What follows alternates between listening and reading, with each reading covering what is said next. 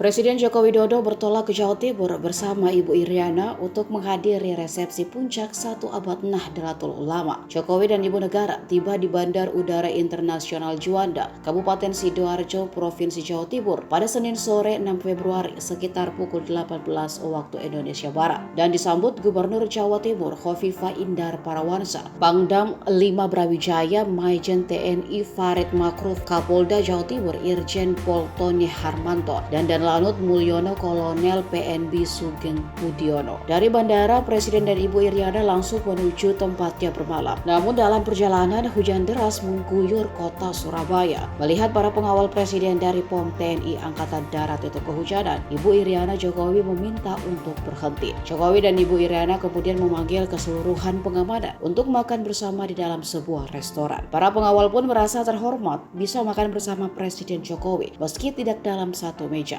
Sebab jika biasanya para pengawal ini makan tidak jauh dari kendaraan mereka demi mempercepat pergerakan, kali ini dipanggil langsung oleh Ibu Iriana untuk makan di dalam bersama.